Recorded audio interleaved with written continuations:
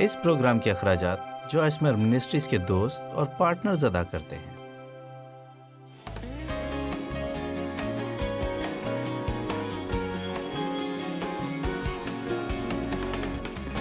خیر، اس ہفتے کے اختتام پر میں صورت بدلنے کے موضوع پر ایک سلسلہ شروع کر رہی ہوں، یعنی ہم کس طرح سے مسیح کی صورت پر ڈھلتے جاتے ہیں اور خدا کے کلام کے مطابق ایک ایماندار کے طور پر کس طرح ہم اس میں ایک نئی مخلوق بن سکتے ہیں۔ پرانی چیزیں جاتی نہیں، دیکھو سب نئی ہو گئی۔ یعنی بعض اوقات میں سوچتی ہوں کہ تھوڑا الجھن میں مبتلا کرنے والا ہو سکتا ہے، کیونکہ ہم سوچتے ہیں کہ اگر میں نیا ہوں تو ابھی بھی میرا طرز عمل پرانا کیوں ہے؟ آپ جانتے ہیں کہ اگر پرانی چیزیں جاتی رہی ہیں تو پھر مجھے پرانے کام ہی کرنے کیوں ہیں؟ بات یہ ہے کہ اس وقت ہم تمام صورتحال کو بدلنے کے عمل میں ہیں۔ اس کا مطلب مکمل تبدیلی ہے۔ یہ بڑی دلچسپ بات ہے کیونکہ ہم سب تبدیلی کے مشتاق ہیں، تبدیلی چاہتے ہیں اور ہمیں اس کی ضرورت ہے، تاہم زیادہ تر در حقیقت اس سے بے حد خوف زدہ بھی ہیں۔ آپ جانتے ہیں کہ ہم پرانی چیزوں سے تعلق ختم کر چکے ہیں۔ ہم مزید پرانی چیزیں نہیں بلکہ نہیں چاہتے ہیں، لیکن پھر بھی ہم ان پرانی چیزوں کو چھوڑنے سے ڈرتے ہیں، کیونکہ حقیقت میں نئی چیزوں کے بارے میں ہم پر یقین نہیں ہوتے کہ کیسی ہوں گی۔ آج رات تبدیلی کے عمل کے دوران اپنے جذبات کے رد عمل کے بارے میں بات کریں گے، ان تمام مختلف چیزوں کے بارے میں۔ لیکن ایک بات جسے ہمیں ہمیشہ سمجھنے کی ضرورت ہے، اور اسے سیکھنے میں مجھے بھی بہت سا وقت لگا، لیکن جب سیکھ لیا تو بہت مددگار ہوا۔ خداوند جب ہم نئے سرے سے پیدا ہوتے ہیں تو ہم اپنے اندر خدا کی فطرت حاصل کرتے ہیں، اور یہ آپ کے اندر روح کے تمام پھلوں کی بیج لے کر آتا ہے۔ لیکن آپ کے اندر یہ بیج کی صورت ہوتا ہے، اور بیجوں کو کیا کرنا پڑتا ہے؟ پانی دینا انہیں جڑ پکڑنا ہوتی ہے، اور پھر جب وہ جڑ پکڑ لیتے ہیں تب پھر وہ آخرکار پھل پیدا کرنا شروع کرتے ہیں۔ اور میں وقت سے پہلے ہی آپ کو بتا دوں کہ اگر آپ بے صبری کا مظاہرہ کریں گے اور چاہیں گے کہ ہر چیز ابھی اسی وقت آپ کو مل جائے، جبکہ چاہے وہ وقت ہو یا مطالعہ یا کوئی جد و جہد یا کسی چیز میں قوت لگانا، آپ کسی بھی قسم کی سرمایہ کاری کرنے کو تیار نہیں، تو ہو سکتا ہے کہ آپ آسمان پر تو چلے جائیں، لیکن یہاں اس زندگی میں آپ کو فتح نصیب نہیں ہوگی۔ در حقیقت آپ اس روحانی سفر سے لطف اندوز نہیں ہو سکیں گے، اور آپ کی زندگی کا کسی دوسرے کے لیے گواہی ہونے کا موقع کم ہی ہوگا، کیونکہ دنیا کو اگر کسی چیز کی ضرورت ہے، میں کچھ زیادہ تو نہیں جانتی، لیکن دنیا کو ایک اور پیغام کی ضرورت ہے، انہیں زبردست قسم کے پیغام کی ضرورت ہے، اور میں پیغام دینا جاری رکھوں گی، لیکن در حقیقت انہیں تبدیل شدہ زندگیوں کی گواہی کی اور ایسے لوگوں کی ضرورت ہے جن کی زندگی میں سکون ہو، ایسے لوگوں کی گواہی جو شادمان ہو، اور لوگ جو محبت میں چلتے ہیں، اور ایسے لوگ جو حقیقت میں گواہی دے سکیں اور کہیں دیکھو میرے ساتھ یہ ہوا۔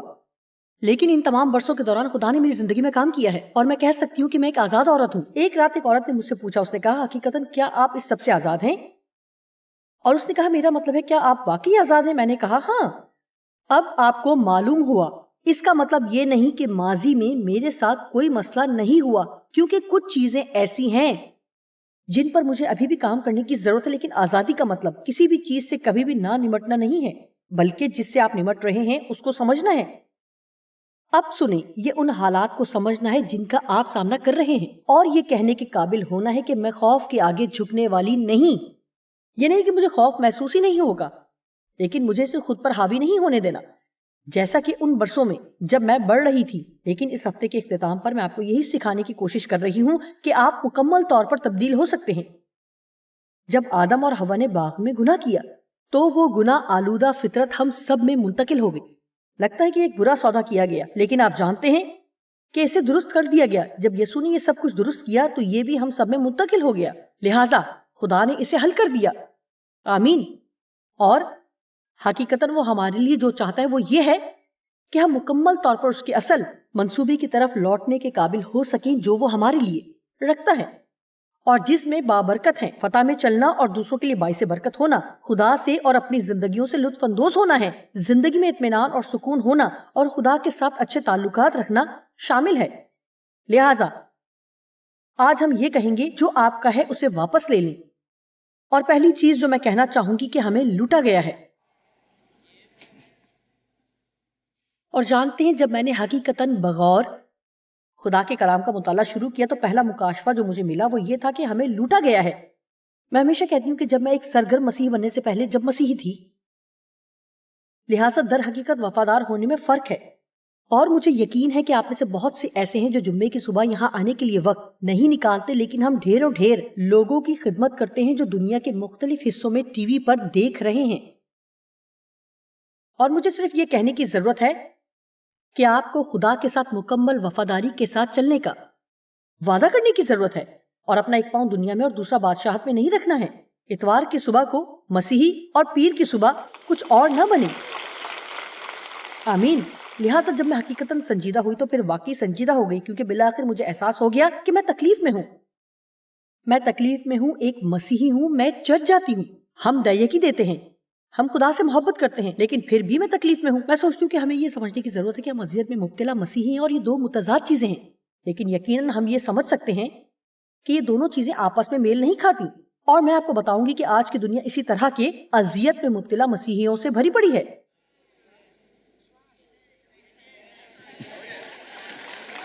میرا مطلب ہے یہ بالکل حقیقت ہے، اذیت میں مبتلا گناہگار ہونا ایک بات ہے، لیکن کون ایک اذیت میں مبتلا مقدس بننا چاہے گا؟ میرا خیال ہے کہ یہاں کہیں نہ کہیں کوئی تبدیلی ہونی چاہیے۔ لہٰذا میں آپ کو بتاتی ہوں کہ اگر آپ کے ساتھ کوئی مسئلہ ہے تو اسے برداشت کرتے نہ رہیں، اس سے نمٹیں اور خدا سے پوچھیں کہ مسئلہ کہاں ہے، اور جو کچھ خدا آپ کو دکھائے گا تو آپ حیران ہوں گے۔ آپ خدا سے پوچھیں گے کہ میرے ساتھ کیا مسئلہ ہے، اور اس حقیقت کو جاننے کے لیے تیار رہیں کہ مسئلہ آپ خود بھی ہو سکتے ہیں۔ ہم اس بات کو ترجیح دیتے کہ خدا ہمیں بتائے کہ قصوروار کوئی اور ہے۔ مجھے یہ پسند ہے، یہ کوئی ابلیسی چال ہے، اور یہ کہ یہ تو ابلیس کا کیا دھرا ہے۔ خیر، جب خدا نے مجھ پر یہ انکشاف کرنا شروع کیا کہ میرے مسئلے کی زیادہ تر وجہ میں خود ہوں، اور یہ کہ مجھے سیکھنے اور بدلنے کی ضرورت ہے، لہٰذا جو مکاشفہ مجھے ملا وہ یہ تھا، مجھ پر ڈاکہ ڈالا گیا ہے۔ پہلے تو میں بہت خفا ہوئی، کیونکہ آپ جانتے ہیں کہ میری زندگی کا سب سے بڑا چور مذہب تھا۔ جب میں یہ کہتی ہوں تو اس سے مراد آپ کا یا میرا مذہب نہیں ہے۔ جانتے ہیں کہ اس جملے میں سب کچھ گڑبڑ ہو جاتا ہے۔ تو آپ کا مذہب کیا ہے؟ میں بیپٹسٹ ہوں، میں میتھوڈسٹ ہوں، میں کیتھولک ہوں، میں لوتھرن ہوں، یا میں پینتیکوسٹل ہوں، جو بھی ہو، لیکن کم از کم یہ وہ نہیں جس کے بارے میں بائبل بات کر رہی ہے جب وہ لفظ مذہب کا استعمال کرتی ہے نئے عہد نامے میں۔ اگر یسوع نے کسی سے شکایت کی ہے تو وہ اس زمانے کے مذہبی لوگ ہیں، اور اس نے کہا تم ایسے بوجھ جن کو اٹھانا مشکل ہے، یعنی قواعد و ضوابط آدمیوں پر لاتے، اور آپ ان کی مدد کے لیے انگلی بھی ان بوجھوں کو نہیں لگاتے۔ کچھ لوگ دوسروں کی نسبت بہتر ہوتے ہیں، اور چرچ میں سامنے آنا تو دور کی بات ہے، کچھ لوگوں کو آپ چرچ میں داخل بھی نہ ہونے دیں۔ ہم بیداری کے لیے دعا کرتے ہیں، لیکن زیادہ تر لوگ جنہیں مدد کی ضرورت ہے، ہو سکتا ہے کہ وہ بدبودار ہو رہے ہوں، ہو سکتا ہے وہ آپ کی طرح نظر نہ آتے ہوں، یا ان کے بال ویسے نہ کٹے ہوں جیسے آپ کٹواتے ہیں۔ در حقیقت بات یہ ہے کہ ساری کلیسیائیں تو نہیں، لیکن زیادہ تر کلیسیائیں دور دور تک ایسے لوگوں کی مدد کے لیے تیار نہیں ہیں۔ وہ انہیں بتاتے ہیں کہ انہیں صاف ہونے کی ضرورت ہے، انہیں بال کٹوانے کی ضرورت ہے۔ مذہب یا ایسی کسی چیز کا حصہ بننے سے پہلے انہیں یہ یا وہ کچھ کرنا ہوگا۔ مذہب ہمیں یہ تو بتا سکتا ہے کہ کیا کریں، لیکن وہ کبھی بھی پلٹ کر ہمیں یہ نہیں بتائے گا کہ ہم مسیح میں کون ہیں۔ یہ سب سے بڑا المیہ ہے۔ یہ ایسے ہی ہے کہ یہ کرو، یہ نہ کرو، وہ کرو، وہ نہ کرو، یہ کرو، یہ نہ کرو، اور پھر ہم سوچ کے جال میں پھنس جاتے ہیں۔ خیر، اگر میں بائبل پڑھتی ہوں اور کافی دیر تک دعا کرتی ہوں اور اچھے کاموں میں حصہ بھی لیتی ہوں اور باقاعدگی سے چرچ جاتی ہوں تو خدا کے ساتھ میرے تعلقات ٹھیک ہیں، لیکن جب ہم ان میں سے ایک چیز بھی مس کر دیتے ہیں تو احساس اور جرم کا شکار ہو جاتے ہیں، کیونکہ آپ یہ سوچتے ہیں کہ خدا آپ سے ناراض ہوگا۔ لہٰذا لوگ خدا کو خوش کرنے کی کوشش میں اچھے کام کرنے کی تگ و دو میں لگے رہتے ہیں، تو بھی کسی نہ کسی طرح انہیں کبھی بھی یہ محسوس نہیں ہوتا کہ وہ اسے خوش کر رہے ہیں۔ میں آپ کو کچھ بتا سکتی ہوں کہ خدا پہلے ہی آپ سے خوش ہے۔ آمین۔ وہ پہلے ہی آپ سے محبت کرتا ہے، اور میں نے کل لوگوں کو بتایا تھا کہ خدا اس وقت بھی آپ سے جتنی محبت کرتا ہے وہی ہمیشہ کرتا رہے گا، چاہے آپ کتنے ہی اچھے کام کیوں نہ کر لیں۔ اس وقت بھی آپ سے کامل طور پر غیر مشروط محبت کی جا رہی ہے۔ اب اس کا ہرگز یہ مطلب نہیں ہے کہ ہمیں تبدیل ہونے کی ضرورت نہیں۔ میری تبدیلی خدا کی مجھ سے محبت پر اثر انداز نہیں ہوتی۔ خدا محبت ہے، یہ کوئی ایسی چیز نہیں جو وہ درجات میں کرتا ہے۔ یہ ایسے نہیں ہے کہ خیر تم اتنے اچھے نہیں ہو، میں تم سے کم پیار کروں گا، اور اگر تم اس سے تھوڑے اور بہتر ہو جاؤ تو میں تم سے زیادہ پیار کروں گا۔ اوہ واو، حقیقتاً میں اس شخص سے محبت کرتا ہوں کیونکہ یہ ہر سال بائبل پڑھتا ہے یا کچھ اور، میں نہیں جانتی، آپ جانتے ہیں۔ اور افسوس، یہ انتہائی افسوس کی بات ہے کہ بہت سے لوگ اسی طرح رہتے ہیں. جو حوالہ اکثر یہاں سناتے ہیں وہ ہے یوحنا 10:10. چور نہیں آتا مگر چرانے اور مار ڈالنے اور ہلاک کرنے کو. لیکن یسوع نے کہا میں اس لیے آیا. آپ خوش نہیں کہ وہ آیا؟ میں آپ کو بتاتی ہوں کہ میں ان 2 الفاظ پر پیغام دے سکتی ہوں. میں اس لیے آیا کہ تم کثرت کی زندگی پاؤ. میں نہیں جانتی تھی کہ ہم زندگی سے لطف اندوز بھی ہو سکتے ہیں. میں تو لطف اندوز ہونے سے ہی احساس جرم کا شکار ہو جاتی تھی. مجھے لگتا تھا کہ مجھے ہر وقت کام کرنے کی ضرورت ہے. میں اس لیے آیا کہ تم زندگی سے لطف اندوز ہو اور کثرت کی زندگی پاؤ جو کناروں سے بہے. سنیے، ہم اکثر چور سے مراد ابلیس لیتے ہیں اور ابلیس ہے بھی. لیکن اگر آپ یوحنا 10 باب پورا پڑھیں تو حقیقت میں وہ جن چوروں کی بات کر رہا ہے وہ مذہب سسٹم کا ہے. آمین. جسے ابلیس نے ہی تیار کیا ہے. آخری بات جو خدا چاہتا ہے کہ آپ جانیں، میرا مطلب ہے کہ ابلیس نہیں چاہتا کہ آپ یہ جانیں کہ خدا آپ سے کس قدر محبت کرتا ہے، اور نہ ہی وہ یہ چاہتا ہے کہ آپ یہ جانیں کہ مسیح میں خدا کی طرف سے پہلے ہی تحفے میں آپ کے پاس کیا ہے. اور یہی وہ چیز ہے جسے اس وقت ہونے کی ضرورت ہے، یعنی پاک روح آئے اور آپ کی زندگی میں اپنا کام کرے تاکہ ہماری زندگی کی تبدیلی اور بحالی کے لیے جو کچھ آپ کے اندر ہے اسے باہر لانے کے لیے کام کرے. اور پاک روح کے بارے میں اچھی بات یہ ہے کہ واحد وہی ہے جو جانتا ہے کہ ہماری زندگی میں چیزوں پر کام کرنے کا درست وقت اور بہترین طریقہ کون سا ہے اور کون سا درست شخص جو آپ کی مدد اور خدمت کر سکتا ہے. اور میں آپ کو سچ بتاتی ہوں کہ وہ ایک مشیر ہے. اور اگر آپ کسی سے بھی کوئی مشورہ مانگتے ہیں تو بہتر ہے کہ یہ یقین دہانی کریں کہ وہ پاک روح سے صلاح لیتا ہے. آمین. اور مثال کے طور پر ماضی میں جب میں اپنی زندگی میں ہونے والی ساری زیادتی پر بحال ہونے کی شدید خواہش رکھتی تھی تو یہ سوچ کر میں نے اپنے باپ کا گھر چھوڑ دیا تھا کہ میرے مسائل ختم ہو گئے، لیکن میرا مسئلہ تو میری روح میں تھا. یہ تو میرے سوچنے کے طریقے میں تھا. آپ جانتے ہیں کہ آپ کے ماضی کے کچھ مسائل دراصل آپ کی سوچ کے طریقے سے جڑے ہوتے ہیں، اور آپ کو اس بات کا احساس ہوتا ہے کہ آپ کی سوچ درست نہیں ہے. اور درست سوچ کے بارے میں جاننے کا واحد طریقہ یہ ہے کہ اپنی سوچ کا خدا کے کلام سے موازنہ کریں.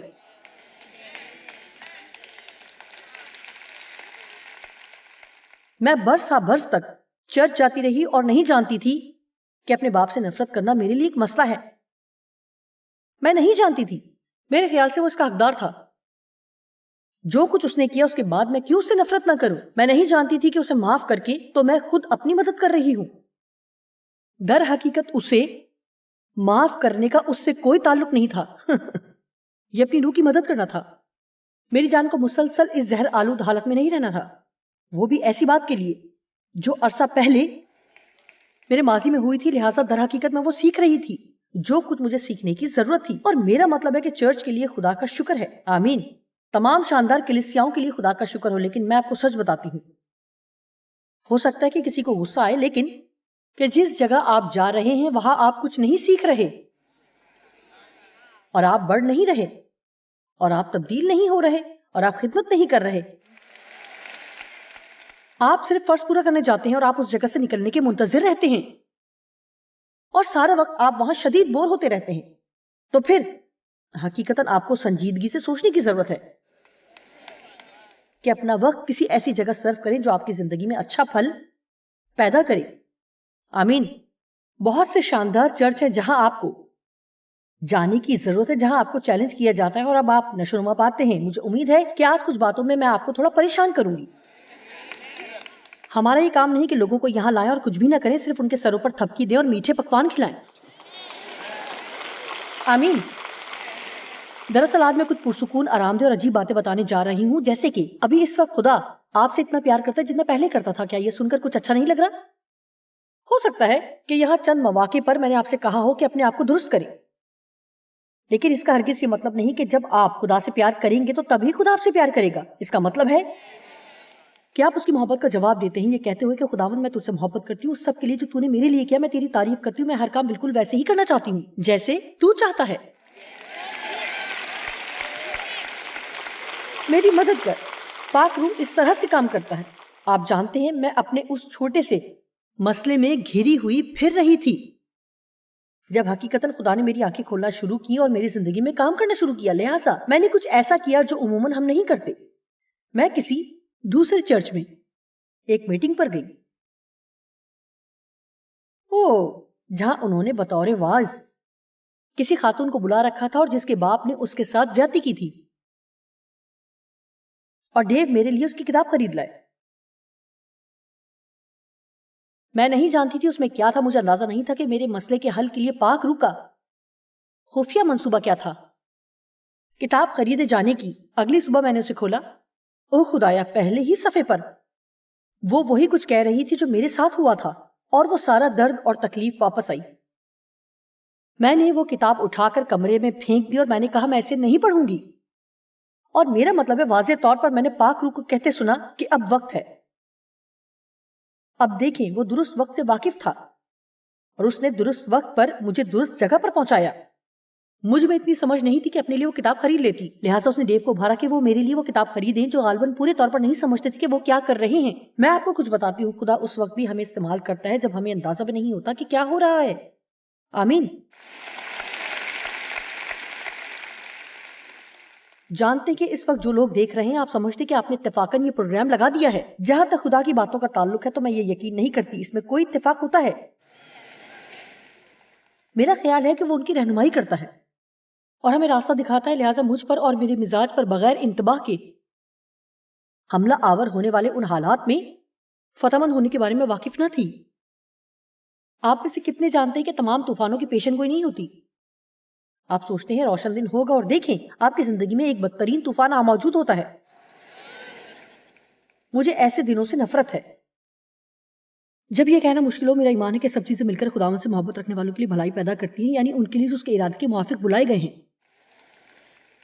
میں احساس جرم اور ملامت کے بغیر زندگی گزارنے سے ناواقف تھی، نہ کچھ اطمینان تھا، نہ کوئی خوشی، اور نہ خدا کے ساتھ کوئی حقیقی اور قریبی اور ذاتی تعلق تھا۔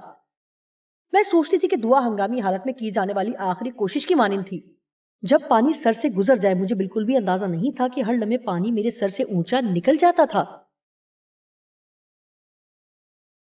میں نہیں جانتی تھی کہ مجھے لوٹا گیا ہے۔ آئیے دیکھیں یسایہ 42 باب 22ویں آیت۔ لیکن یہ وہ لوگ ہیں جو لٹ گئے اور غارت ہوئے۔ سب کہیں میں لٹ گیا۔ یہ وہ لوگ ہیں جو لٹ گئے اور غارت ہوئے، وہ سب کے سب زندانوں میں گرفتار اور قید خانوں میں پوشیدہ ہیں۔ وہ شکار ہوئے اور کوئی نہیں چھڑاتا، وہ لٹ گئے اور کوئی نہیں کہتا پھیر دو، انہیں بحال کرو۔ لہٰذا آج میں یہاں کہتی ہوں کہ خدا بحالی کا کام کر رہا ہے۔ آمین۔ اور میرے پاس آپ کے لیے خوشخبری ہے جو آپ نے پہلے کبھی نہیں سنی۔ خدا آپ کو مکمل اور پورے طور پر بحال کر سکتا ہے، اور اپنی زندگی میں یہ بگاڑ پیدا کیے بغیر جس بہتر حالت میں آپ ہوتے، خدا آپ کو اس سے کہیں بہتر حالت میں واپس لا سکتا ہے۔ اگر آپ کے لیے یہ یقین کرنا مشکل ہے تو آئیے ایک منٹ کے لیے کل رات میں واپس چلتے ہیں جہاں پیغام کا موضوع تھا یقین کرنے کی جرات کریں، ایمان رکھنے کی جرات کریں کہ کوئی بھی مسئلہ چاہے کتنی ہی دیر سے ہو تو بھی خدا کے ساتھ سب کچھ ممکن ہے۔ آمین۔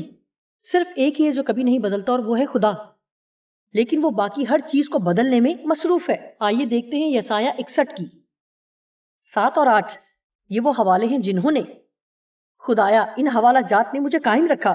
جب میں مشکل حالات میں سے گزر رہی تھی تو اکثر ان کو پڑھا کرتی تھی۔ کیا ہی زبردست وعدے ہیں۔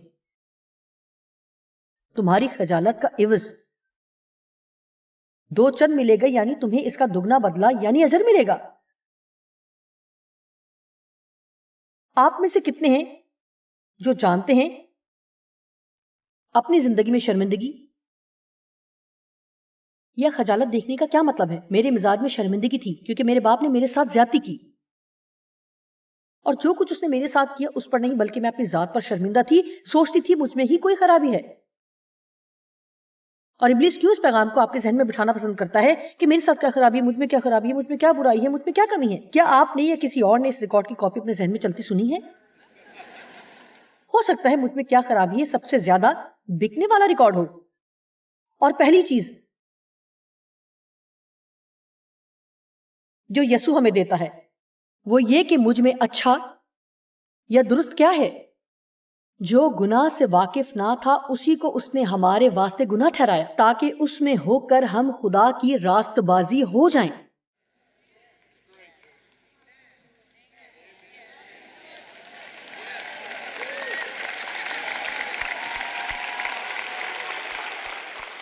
کیونکہ ابلیس چاہتا ہے کہ آپ کچھ نہ کریں بلکہ یہی سوچتے رہے کہ مجھ میں کیا خرابی، اور ہر وقت اپنی غلطیوں پر ہی توجہ مرکوز رکھیں، اور جتنا زیادہ آپ اپنی غلطیوں پر توجہ کریں گے اس سے اسے آپ پر اور بھی زیادہ قدرت حاصل ہوتی جائے گی۔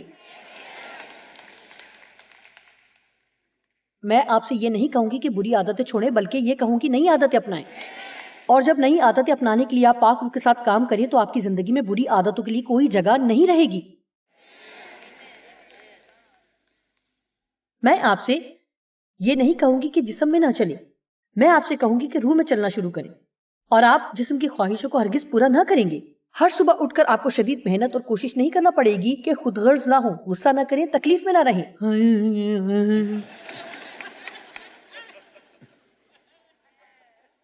آپ کو یہ کرنا ہے کہ خدا سے کہیں آج میں پاک روح کی ہدایت کی پیروی کرنا چاہتی ہوں، میری مدد کر کے پاک روح کی رہنمائی کی پیروی کروں، کیونکہ اگر آپ پاک روح کی ہدایت میں چلیں گے تو جسم میں ہرگز نہیں چلیں گے۔ اور شکر گزاری کی بات ہے کہ جب آپ ایسا کریں اور کوئی غلطی کر بیٹھے تو آپ کو معافی مل سکتی ہے، لہٰذا آگے بڑھتے جائیں، کیونکہ یاد رکھیں خدا پہلے ہی سے آپ سے پیار کرتا ہے، اس وقت سے جب آپ نے کچھ بہتر کرنا شروع نہیں کیا۔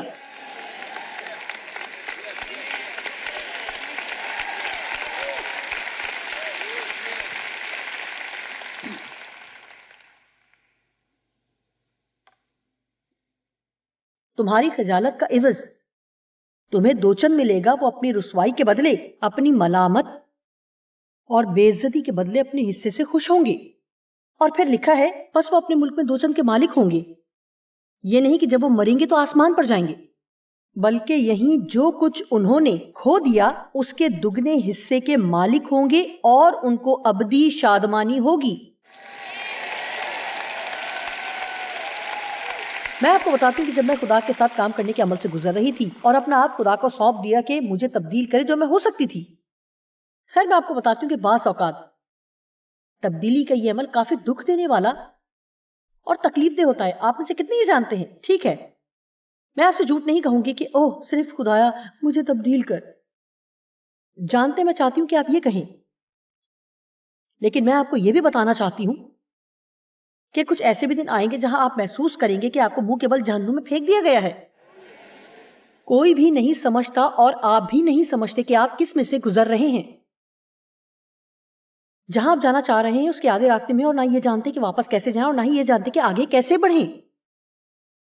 آپ صرف یہ کر سکتے ہیں کہ وہیں بیٹھ جائیں۔ او خدا کیا کمرے میں کوئی ہے جو جانتا ہے کہ میں کیا کہہ رہی ہوں؟